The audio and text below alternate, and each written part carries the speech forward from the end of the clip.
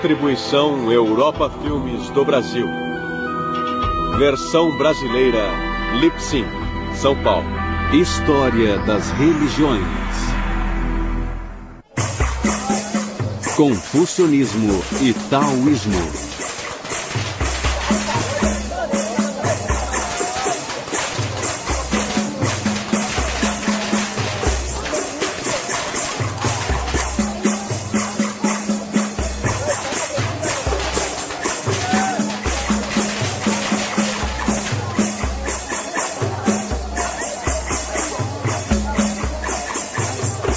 Do segundo século a.C. até meados do século XX da era cristã, o confucionismo viria a ser a influência mais marcante na vida dos chineses.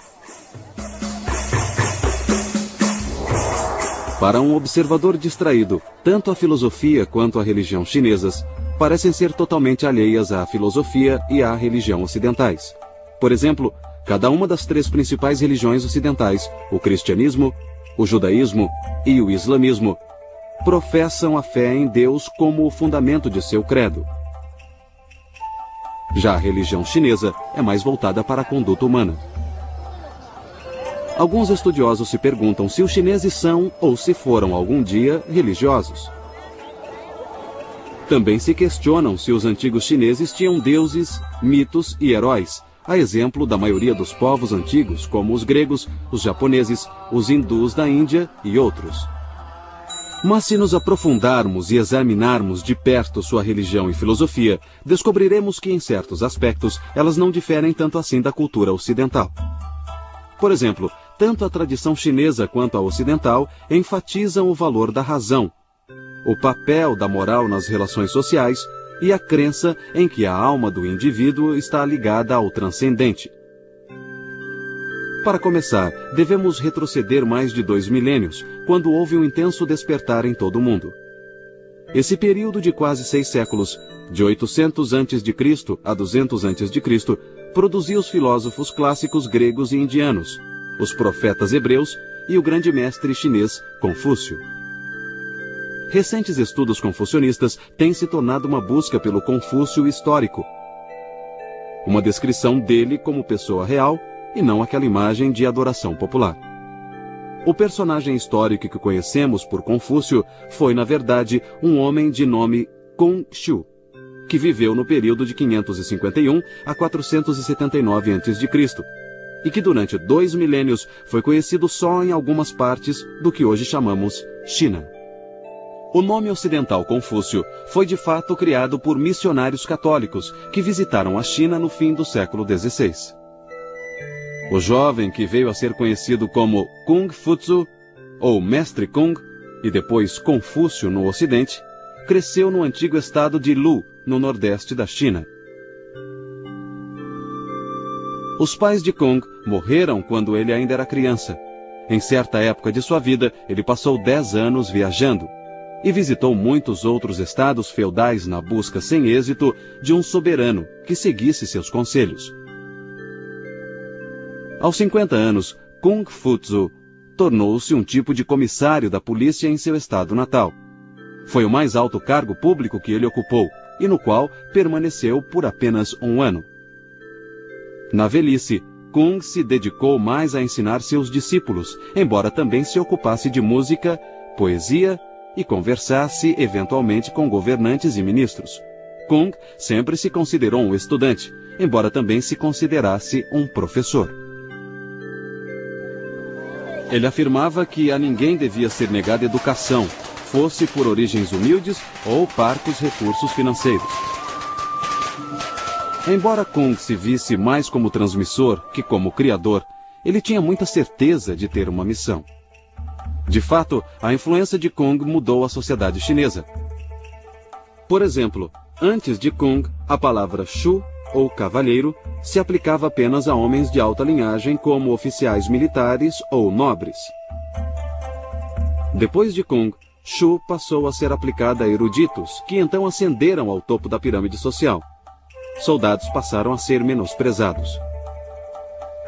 O cavalheiro era chamado de Shunzu, literalmente filho de príncipe.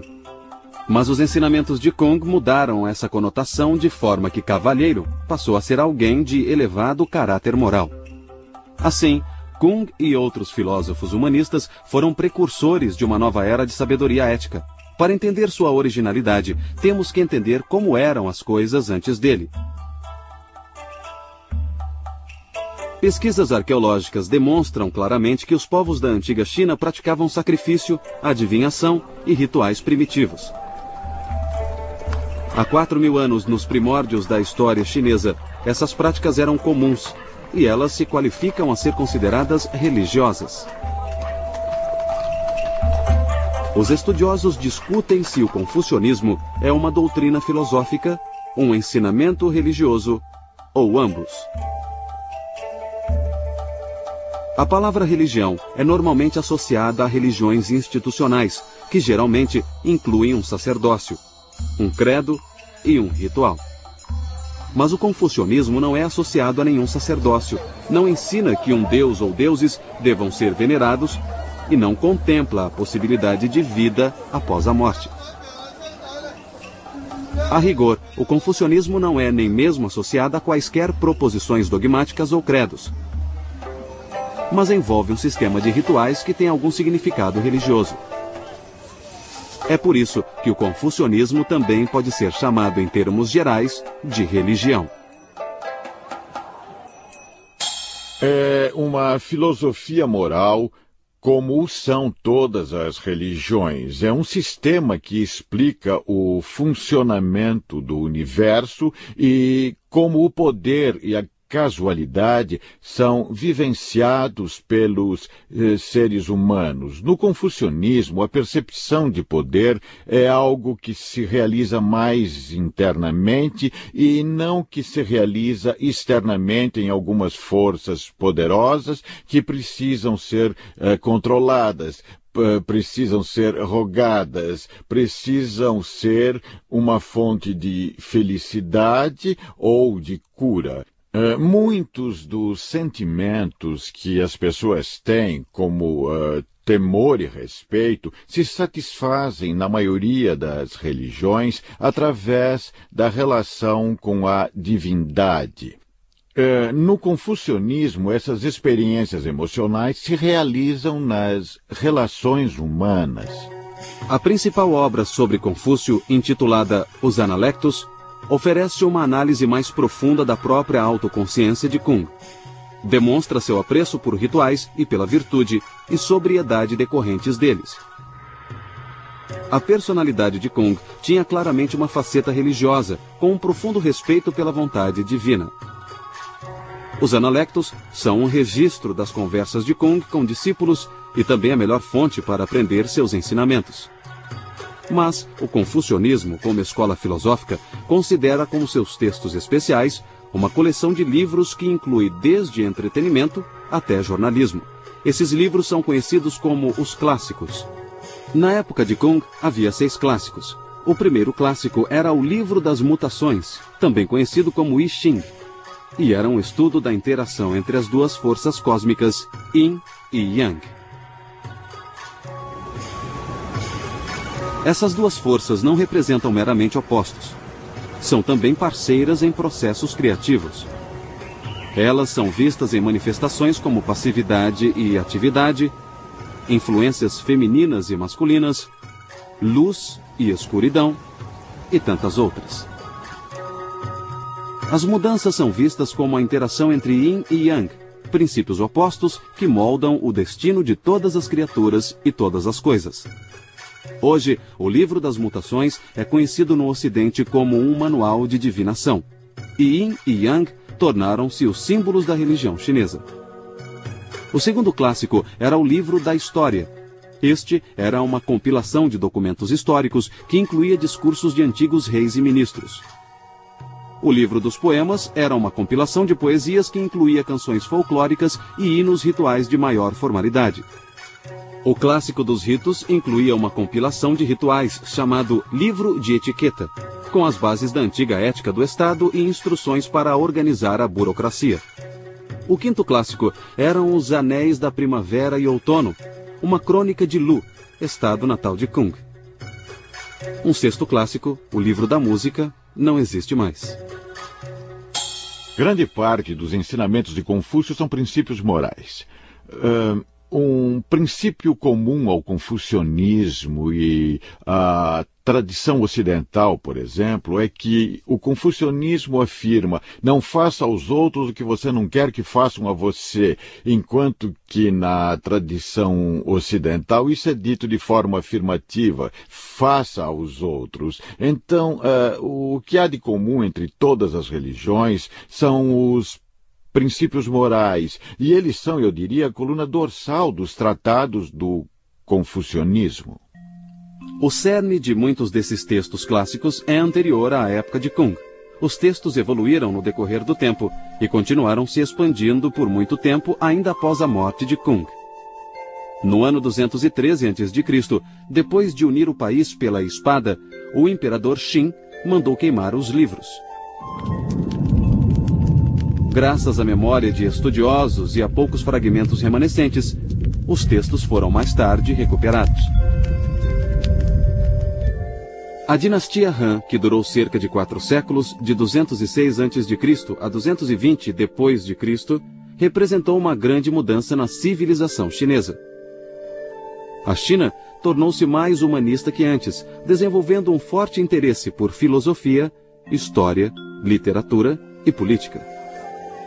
Em 124 a.C., o governo Han fundou a Universidade Imperial para educar os futuros funcionários do governo nas ideias confucionistas. Para evitar outra desastrosa queima de livros, os escritos clássicos foram então gravados em pedra. Alguns dizem que o grande mérito do confucionismo é revelar o que há de absoluto no relativo. Ou seja, encontra um sentido supremo no caráter moral das relações humanas. Kung pregava uma doutrina de reciprocidade e solidariedade.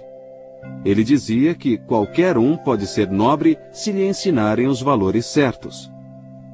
E fundou a primeira escola particular chinesa de ensino superior. A escola de Kung centrava-se mais na arte de governar e no aprimoramento das sensibilidades morais dos alunos. Uma das concepções confucionistas mais conhecidas é a chamada 5 relações, que seriam as relações entre governante e ministro, pai e filho, marido e mulher, irmão mais velho e mais novo, e entre um amigo e outro. Cada uma das 5 relações pressupõe responsabilidades mútuas e recíprocas. Um ministro deve lealdade a seu governante, e uma criança deve respeito a seus pais. Mas o governante deve, em troca, cuidar de seus súditos, assim como os pais devem cuidar de seus filhos. A doutrina central de Kung é a virtude do Zhen, que são o afeto e o amor existentes nas relações humanas. Para a família, eles reservaram um tipo especial de amor, porque as raízes do Zhen são a devoção filial e o respeito fraterno. O confucionismo reconhece o amor natural das relações familiares. Também reconhece os sentimentos naturais suscitados pela necessidade do próximo, quem quer que ele seja. Para o seguidor de Confúcio, o amor dos pais pelos filhos também se estende aos filhos de outras pessoas. O respeito filial pelos pais se estende aos pais de outras pessoas e aos mais velhos em geral. As relações familiares servem de modelo para o comportamento social, no afã de alcançar o amor universal. As pessoas devem respeitar os idosos, tanto os de sua família quanto os das famílias dos outros. Devemos ser bondosos não só para com as nossas crianças e adolescentes, mas para com as de outras famílias também. Esses preceitos são a fonte de união e solidariedade na cultura chinesa. Mas o confucionismo é mais do que um manual de bom comportamento. Também estabelece certos rituais, inclusive rituais religiosos. O confucionismo foi até mesmo chamado de religião ritual ou Li Jiao. O culto ancestral dos chineses era cercado de rituais como a veneração ao céu, o Senhor Supremo. Kung Futsu Pregava que era extremamente importante termos correta disposição interior ao nos engajarmos num ritual social ou religioso. Senão as boas maneiras iriam se tornar mero formalismo ou hipocrisia. O confucionismo requer moralidade racional e um tipo de virtude que produz relações harmônicas e responsáveis com outros seres humanos. Na tradição confucionista, as maiores virtudes são a harmonia alcançada pelo relacionamento harmônico com os outros, o menosprezar de confrontos e conflitos e a prática de modos de vida que conduzam à harmonia entre os seres humanos. Enfim, a harmonia é uma das principais virtudes. Outra virtude importante é a benevolência. Kuhn negava ser um revolucionário. Ele até mesmo atribuía as próprias ideias aos antigos. Ele causou pouco impacto enquanto viveu. E morreu na obscuridade com cerca de 72 anos, em 479 a.C. Kuhn estava convencido de que sua vida fora um fracasso e que seus ensinamentos seriam logo esquecidos. Observando essas tradições religiosas a partir da visão de um antropólogo, a gente se pergunta o que significam essas tradições no que se refere ao comportamento humano. Hoje, os chineses não são conscientes ou mesmo oficialmente confucionistas. No entanto, grande parte dos seus sentimentos e desejos, assim como seu senso de dever, é governada por seu passado. Então, muitos permanecem dentro da tradição confucionista, independentemente de acreditar nela ou não. Mas o confucionismo ainda é relevante? Se entendemos o confucionismo como uma ideologia passadista voltada para o estudo estéril de textos, com uma rígida hierarquia social, em que pais sempre reprimem filhos, homens comandam as mulheres e o passado impera sobre o futuro, então o confucionismo perde relevância no mundo moderno. Mas se vemos o confucionismo como uma forte declaração de que toda pessoa é preciosa, de que a grandeza moral é possível, de que as relações sociais são baseadas em valores éticos e o eu permanece sempre aberto ao transcendente, então o confucionismo pode ser a base de uma verdadeira concepção de dignidade, liberdade e igualdade.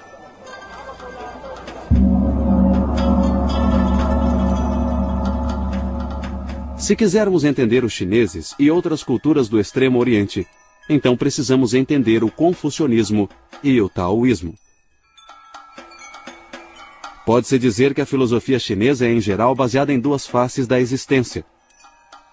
A face mais ativa, ou Yang, e a mais contemplativa, ou Yin. A força ativa Yang é associada tanto à moral quanto à filosofia social do confucionismo. É tida como uma força masculina e tem predominado nos períodos de unidade política e ordem social. A força contemplativa Yin tem sido mais associada ao taoísmo. Essa face passiva das coisas pode ser vista no naturalismo e no quietismo. A força Yin é vista como feminina. Mas as forças Yin e Yang não são mutuamente excludentes, e o taoísmo é frequentemente representado por um círculo, onde dois desenhos em preto e branco se entrelaçam.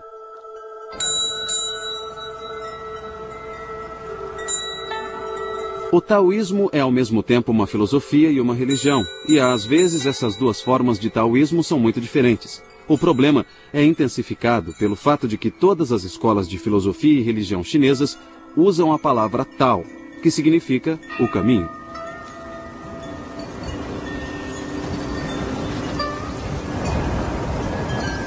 A maioria dos filósofos taoístas tem a genuína aspiração religiosa de transcender as limitações desta vida.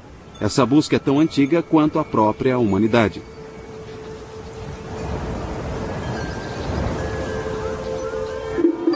Os filósofos taoístas também se isolaram do mundo, mas não tanto para escapar ao que há de ruim na vida terrena. Eles se afastaram em protesto contra a opressão exercida pelas instituições políticas e sociais do homem. Houve ocasiões em que alquimistas taoístas ganharam favores políticos. Em outros casos, mestres taoístas enfrentaram batalhas políticas tanto contra confucionistas quanto budistas. Mas a maioria tem preferido se manter anônima e reclusa e tem mantido sua crença envolta em mistério. Durante boa parte de sua história, o taoísmo tem sido praticado sob um manto de segredo. A princípio, uma filosofia de reclusos tornou-se uma religião, cujos seguidores têm geralmente buscado o anonimato. Muitos ensinamentos taoístas são formulados através de enigmas, e os seguidores desse círculo esotérico geralmente só revelam seus segredos aos iniciados. Esse manto de segredo só foi retirado recentemente.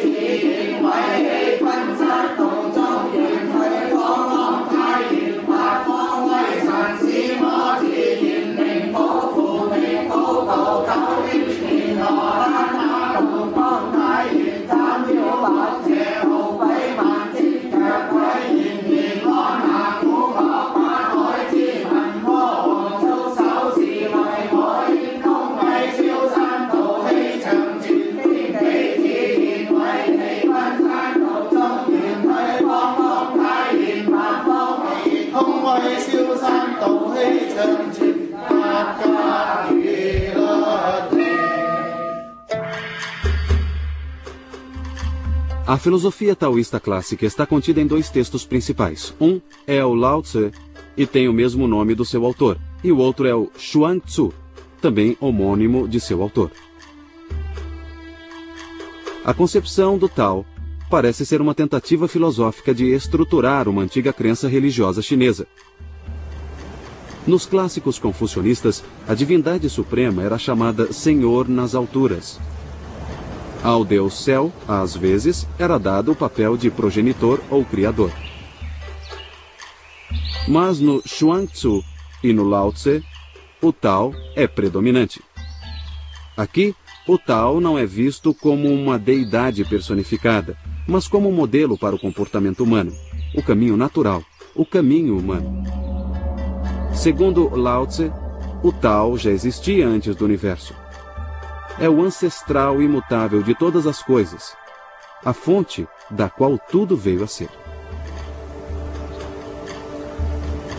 Os praticantes do taoísmo acreditam descobrir esse primeiro princípio inominável seguindo 3 métodos: contemplando o universo, cultivando a disposição correta para a meditação e adotando a perspectiva correta em relação à vida.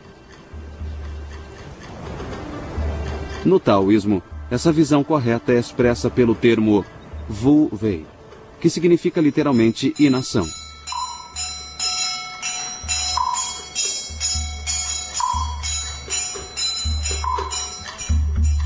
Wu Wei não deve ser entendido como ausência literal de ação, mas como agir sem artificialismo, sem exageros e sem apego à ação em si mesma. A parte prática do Lao Tse, então, é viver de acordo com o caminho. Um caminho de naturalidade, simplicidade e até mesmo fraqueza. Entretanto, a doutrina da inação ensina a sobrevivência. Nos ensina a manter a própria integridade em tempos de desordem. Esta talvez seja a lição prática mais importante da filosofia taoísta, e foi de grande importância na evolução da religião taoísta. O Lao Tse sugere certo grau de ascetismo, que é de se afastar do mundo, de seus prazeres e mesmo de seus valores mais prezados. Os que buscam o conhecimento do Tao devem purificar sentidos e paixões, que distorcem nossa verdadeira percepção da realidade. A civilização, então, seria um afastamento do Tao. A filosofia taoísta instrui seus discípulos a buscarem harmonia apenas e tão somente com a natureza. Isso é bem diferente de buscar as virtudes confucionistas de humanidade e retidão. Quando temos conflitos, quando agimos contra alguma coisa, ocorre o que chamamos de desarmonia. Por exemplo, considere um curso de água fluindo da montanha em direção ao mar. Se você colocar nele uma folha, a folha seguirá o fluxo, não haverá conflito. Isso é harmonia. Mas se você tenta fazer a folha voltar, subir a corrente das águas e você a puxar com um barbante ou assoprá-la com a boca, você estará aplicando uma força externa. E isso gera conflito. Você está indo contra a natureza, contra o caminho. Assim, seguir sua própria natureza é seguir o caminho. E isso é harmonia. Para alguns observadores, os ensinamentos políticos do Lao Tse invocam uma volta à natureza tipicamente romântica, mas já se disse que esses mesmos ensinamentos apoiavam autoridades políticas despóticas. Na localidade conhecida como Ma Wang Toi, foi encontrada uma cópia do Lao Tse manuscrita em seda. Datando do século II a.C., esses são os manuscritos do Lao Tse mais antigos de que se tem conhecimento. Outro texto fundamental ao taoísmo, chamado Xuan Tzu, é semelhante ao manuscrito do Lao Tse em dois sentidos. Primeiro, ele diz que o Tao é o princípio central que governa o universo. Segundo, mostra uma total e constante aversão à política. O Xuan Tzu parece uma compilação de ensaios em que há abundância de parábolas, alegorias, paradoxos e imagens fantasiosas. O manuscrito do Xuan Tzu faz uma ardente defesa da liberdade espiritual. Não tanto liberdade em relação a convenções sociais e restrições, mas em relação a limitações mentais.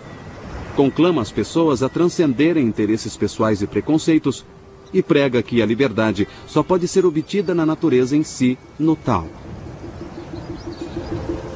O objetivo central do Xuan Tzu é encontrar a felicidade absoluta.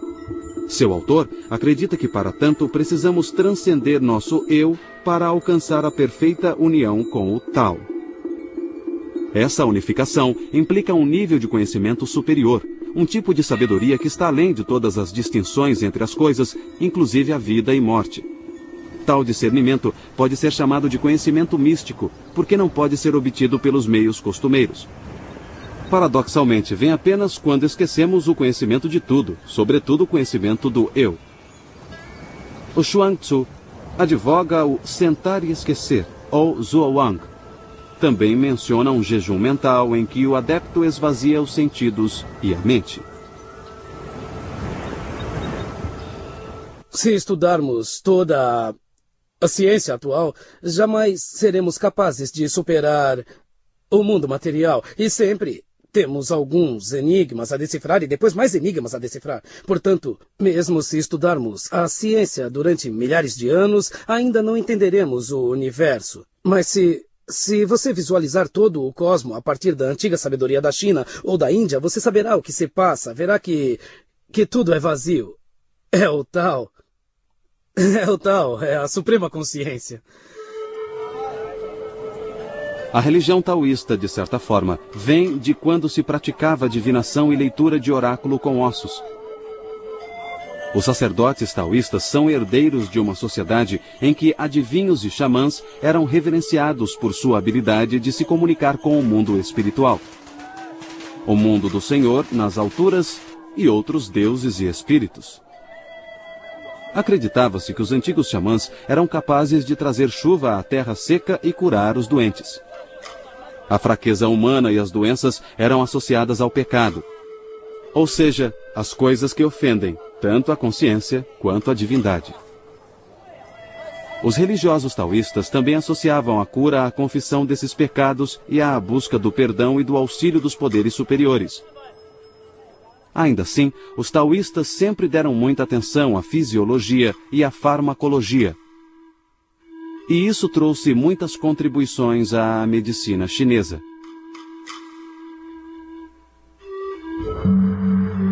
Os taoístas acreditam que devemos nos valer dos poderes sobrenaturais para nos ajudar e proteger nesta vida.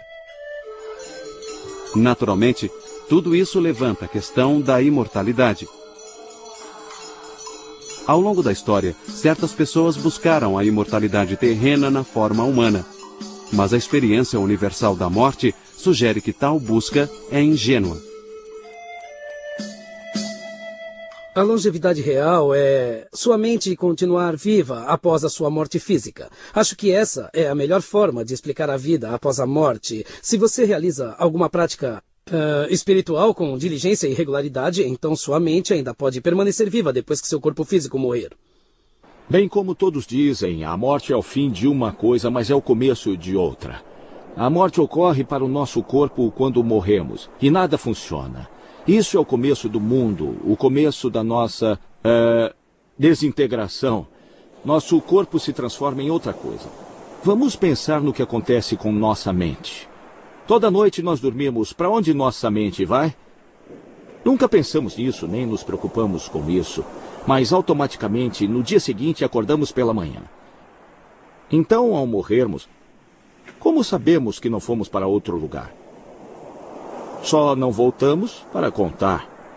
Isso não é o fim. É o fim do nosso corpo. Mas não é o fim no conceito de eternidade. À medida que evoluiu, o taoísmo religioso se firmou como uma religião redentora. Embora ensine aos fiéis como viver vidas saudáveis, também procura guiá-los através desta vida transitória para uma eternidade feliz.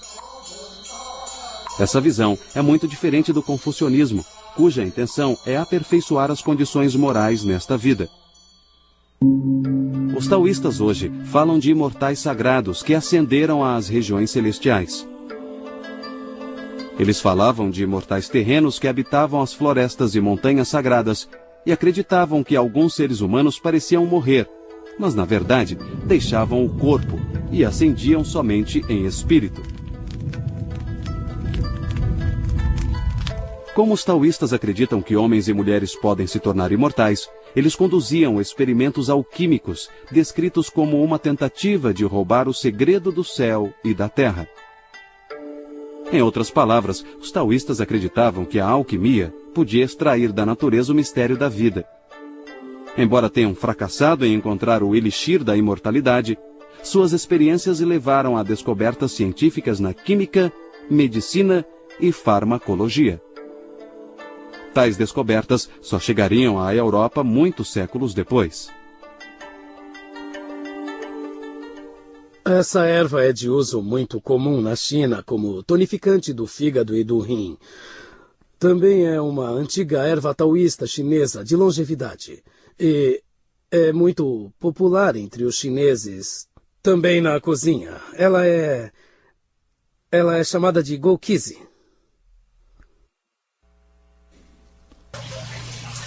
Muitos taoístas se assemelham aos alquimistas da Idade Média. Eles acreditavam que pela manipulação de substâncias era possível aumentar a saúde do homem a ponto de permitir que a pessoa se tornasse imortal. Alguns imperadores chineses usaram sacerdotes taoístas para aumentar sua longevidade. Então, essas práticas passaram a ser vistas como práticas taoístas porque eram realizadas por adeptos do taoísmo. O milagre da alquimia, por assim dizer, seria transformar aquilo que é comum e encontrar alguma coisa que é vista como incomum ou como extraordinário. Isso é alquimia. Ou seja, qualquer coisa fora do comum viria do que é comum. Você torna o comum extraordinário, você torna diferente. Portanto, nesse sentido, tudo que vem da natureza contém o processo alquímico. Você vê as coisas crescerem, você põe uma semente no chão, no solo, e você fornece a ela o terreno certo, a temperatura certa, a umidade certa, e ela crescerá. Isso é alquimia. A alquimia acontece, na verdade, diariamente em nossa vida. Nós só não sabemos reconhecê-la. Ao longo da história, os taoístas também cultivaram a vida mortal quando desenvolveram técnicas de cura, de circulação, exercícios de meditação e higiene sexual. O taoísmo oferecia um sistema de cura verdadeiramente holístico, baseado num texto do século VI a.C., chamado Tratado de Medicina Interna do Imperador Amarelo. Esse texto continha uma lista de prioridades para a boa saúde. Primeiro, trate o espírito. Então, alimente-se adequadamente. Daí virá a cura para o corpo. O taoísmo desenvolveu práticas de meditação que incluem um exercício com certos movimentos realizados de pé, com os joelhos levemente flexionados. Isso supostamente ajuda a restaurar o equilíbrio adequado de energia, ou o que os chineses chamam de Qi, dentro do corpo. Os taoístas acreditam que o Qi percorre meridianos dentro do corpo. A yoga e a acupuntura chinesas são baseadas nesses meridianos que apresentam vários pontos de acupuntura. Você se livra da energia tóxica causada pelo vento maligno. O vento maligno geralmente ataca a cabeça, causando obstrução. Quando há deficiência de Qi, a energia tóxica pode aumentar muito e precisamos estimular o Qi para nos livrarmos da energia tóxica que costuma vir do vento maligno. Nós a chamamos de Feng Qi. A religião taoísta também vê o corpo humano como um tipo de forno, no qual é possível preparar o elixir de imortalidade.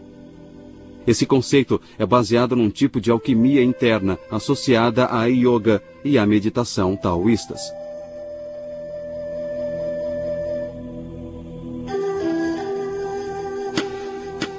Segundo a teoria que fundamenta esses métodos, o corpo humano é dividido em 3 áreas chamadas campos sinabrinos: cabeça, tórax e abdômen. Cada campo é habitado por vários deuses que dão ao corpo vida e sustentação, e são supervisionados por um panteão de divindades chamado a Tríade Taoísta, ou Trindade. Os taoístas acreditam que a vida é feita de 3 princípios. Esses seriam o sopro, ou Qi, a essência vital, ou Jing, e o espírito, conhecido como Shen.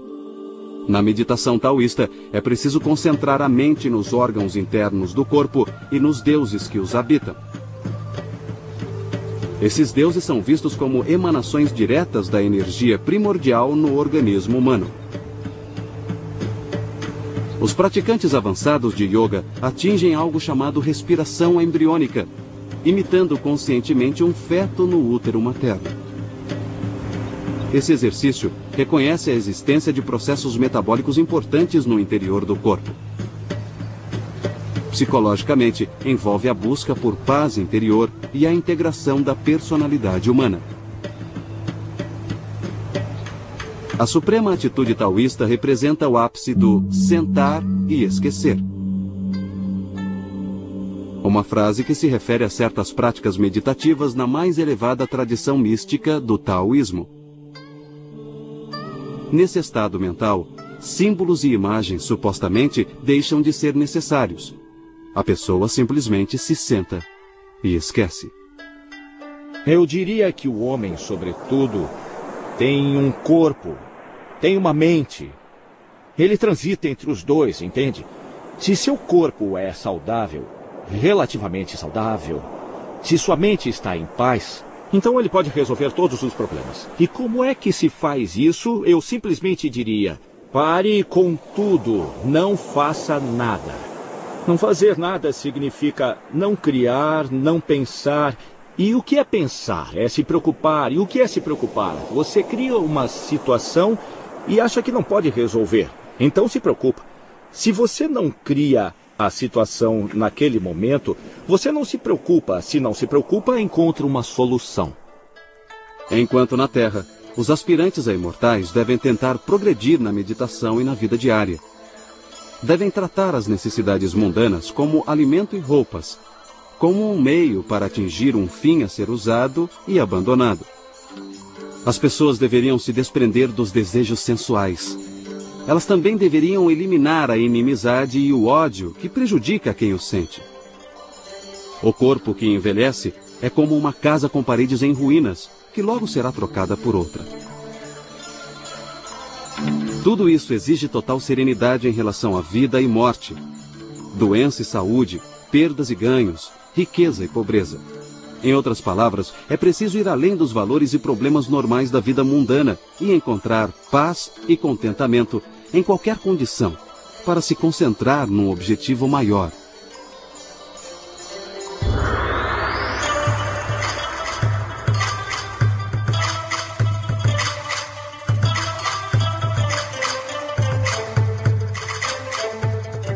Alguns estudiosos dizem que a filosofia e a religião taoístas exaltam as características femininas mais do que o confucionismo. Uma análise do Lao Tse dá razão a essa tese. Refere-se ao Tao como a mãe de todas as coisas. E parece favorecer as imagens suaves, femininas na essência, como a água, os vales e o vazio. Implicitamente, o Lao Tse reconhece o Tao como a mãe do mundo. Para os confucionistas, o Tao se refere ao princípio fundamental da filosofia moral. Mas quando discutimos o significado do Tao nos escritos de Lao Tse e de Chuang-Tzu, nós nos referimos ao Tao universal, o caminho que a tudo inclui. Embora essa ainda seja uma conotação essencialmente filosófica da palavra Tao, ela também tem uma dimensão religiosa. O taoísmo filosófico foi uma dentre muitas fontes que convergiram para criar o taoísmo religioso. Outra fonte foi a escola Yin e Yang, que buscava compreender a ordem natural em termos de duas forças complementares, ainda que antitéticas ou opostas. Uma terceira fonte foi a escola dos 5 elementos ou agentes, que afirmava que 5 substâncias físicas, metal, madeira, água, fogo e terra, representariam forças cósmicas. Tanto a escola Yin e Yang quanto a escola dos 5 elementos ajudaram os chineses em seus esforços iniciais para entender o universo. Essas ideias penetraram as filosofias taoísta e confucionista, mas se tornaram ainda mais marcantes na religião taoísta. Os sacerdotes taoístas obtêm licença para realizar os rituais de cada tradição específica. Eles também realizam muitos outros rituais em festivais durante todo o ano. Os rituais mais conhecidos são aqueles voltados ao Ano Novo Lunar, celebrados com dragões dançarinos e fogos para afugentar demônios.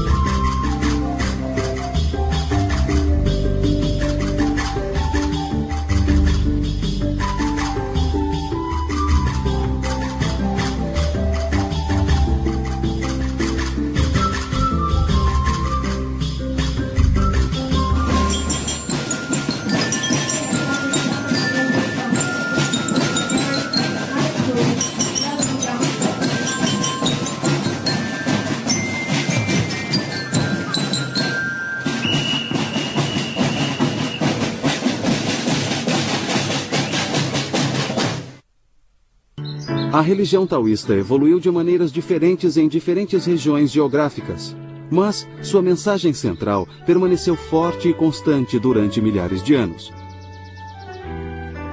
É uma tradição que satisfaz e é sensível à necessidade humana de se relacionar com a natureza e com o universo dos espíritos. Une a crença em uma divindade suprema com a crença em muitos espíritos intermediários aos quais se tem acesso por meio de preces. Esses espíritos também se interessam pelo bem-estar mortal e imortal de seus devotos. O taoísmo oferece a seus adeptos a possibilidade de se comunicar com os deuses. Eles podem até mesmo se tornar deuses, seja durante um breve êxtase neste mundo, seja no além. O taoísmo defende a experiência mística e encoraja uma vida de retidão moral. Oferece consolo no sofrimento e esperança de realização ao considerar e tentar melhorar as condições deste mundo. Por tudo isso, o taoísmo continua a satisfazer gerações de seguidores. E tem tudo para continuar assim por muitas gerações que estão por vir.